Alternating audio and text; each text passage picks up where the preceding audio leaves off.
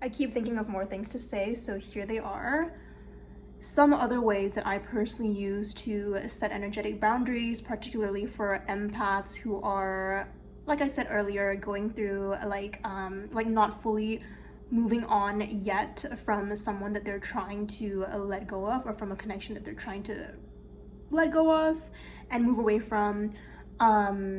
So this could be, for example, if you feel the energy energy of the other person coming in, and you don't know what to do with it, and it just kind of meshes with yours. And also if you have refined psychic senses as well, like sometimes you might get more than that, like you might actually get like words and like thoughts, and like I know some people have like telepathic things with their counterpart, and for me it's really funny because like I can feel other people's feelings, but when it comes to thoughts, sometimes I can, but only if I tune in enough, or if I like intentionally tune in.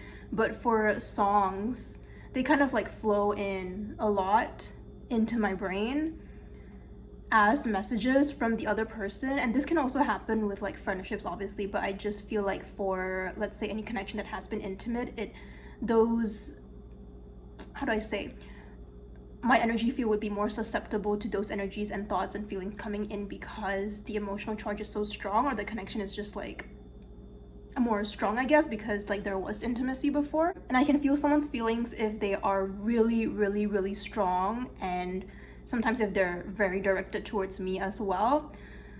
Otherwise, yeah. But for songs, sometimes like songs come into my head as messages of what they are thinking, of how their energy state is like, and what they are thinking, particularly towards the situation.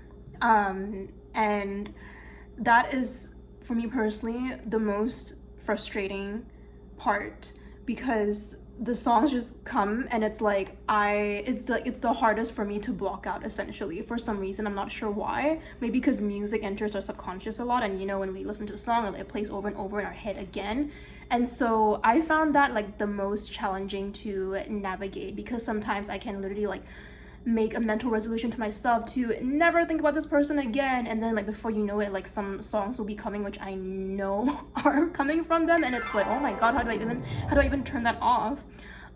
So one thing that helped me was, so that might sound a little bit extreme, and also FYI, in case you're wondering about the telepathy and everything, yes, I have confirmed it with the people that I do experience it with, and they do like agree, which obviously it is so nice to get like validation and verification from the other side, of course, because it I guess it just validates the accuracy of like what you're feeling and psychically picking up. So yeah, this could be like a slightly deeper portion for people who resonate with that, and who like pick up on those energy details more finely.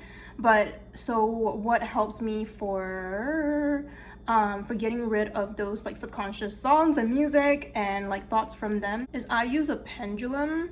It's an energy movement slash healing slash clearing tool, which I learned to use quite a while ago. And essentially, like this, along with asking my spirit guides, it just helps me to completely clear like any subconscious thoughts. And that's like the most effective way that's worked so far when it comes to like those subconscious songs.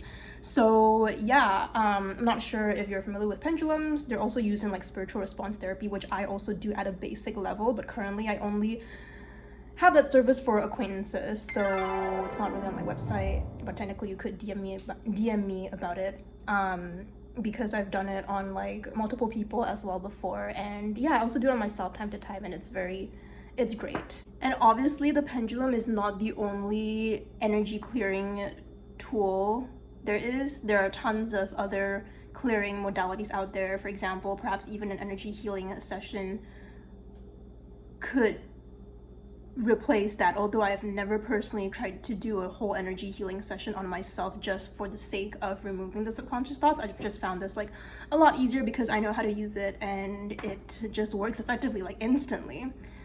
Oh, there's nothing feels better than a free and peaceful mind. So, and the second thing that I do is I use an obsidian crystal or obsidian stone. And I find myself using this when I find that the energy is directed from someone else to me is particularly strong and not very pleasant. So it is technically a form of protection. I kind of just like set an intention into it and ask for myself to be like energetically protected, because empaths, and I guess even more so for psychic empaths, are pretty much like energy sponges. Whoever they spend their time with and whoever they think of, whoever they have energetic and thoughtful interactions with, there's like we pretty much just absorb energy. So I find I use this when, yeah, when I just like, I'm like, okay, like I kind of need protection, and normally I don't find myself asking for protection because I feel like I'm protected like always anyway, and that's how I like walk in the dark, like in forests and on empty streets at night by myself, and I really enjoyed that. And I just love being like near the trees when it's really dark and when there's no light out, and people freak out hearing that, but it really brings me so much solace, like to be still in the dark and that void, which is such a beautiful experience. I could not experience that without feeling 100% safe at first, and I do feel really 100% safe walking around in the dark at night by myself. So yeah, that's literally how protected I believe I am, and yeah, your beliefs are just like the strongest thing ever. So like, I really deeply like fully believe in my own protection, but this is just for like when things get funky and strong, like energetically and relationally. And so yeah, I find that after setting, so obsidian is really good for energetic boundaries. That's why I picked this stone. And yeah, sometimes I'll just like have it near me or like carry it around. And it's really helpful, especially once I've set an intention into it. Yeah, crystals are kind of just like pets. Like you can talk into them or set your intentions into them, and they will store and hold that energy for you. And so yeah, this method is particularly helpful for when I, for example, set a boundary, a polite boundary with someone, and they react negatively or they get upset. And if I start to feel bad or like guilty because they're upset, that's when I know that like, okay, I am taking on too much of their personal things onto me. So this really helps me to draw that stronger line and be like, okay, that energy is yours and this is me.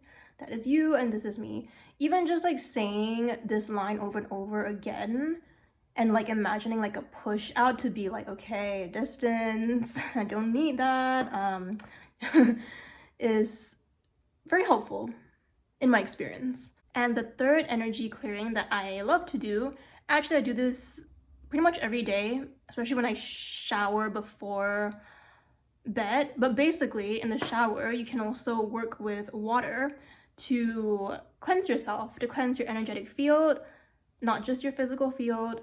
So what I do is I imagine the water being like golden white light, essentially just washing me down and washing away any, like, I don't know, I could think of any negative emotion that I might have like gone through during the day, like guilt, fear, self-doubt, loathing, whatever. I could imagine all of this as like a muddiness, and then imagine that golden white light like washing all these things, these words, these thoughts, these feelings, these beliefs that don't serve me, just down the drain. And it might take a bit of time. It could take like, it's quite a meditative practice. Yeah, it just takes a bit of like just a few more seconds, honestly, of like intention while in the shower.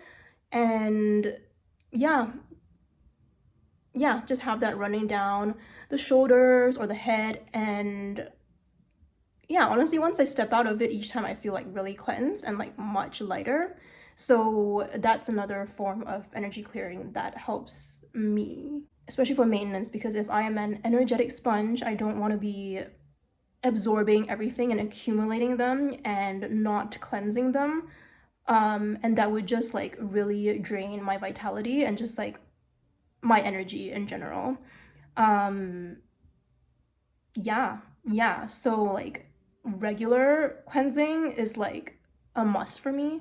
It's pretty much like a daily routine. Yeah, and of course, like people do other things like burn Palo Santo or sage in the house. I do that sometimes too. There's so many ways, but these I would say are my top 3. So yeah. Also doing yoga, oh my gosh, grounding, like that really just like balances the yin and yang, the masculine and feminine inside you, so that you have a clearer feeling of like of balancing your masculine and feminine polarities inside you.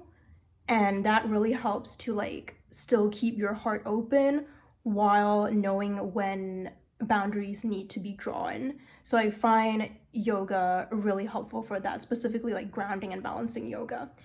Anyways, that's all I have. Yeah, thanks for listening. See you soon. Bye.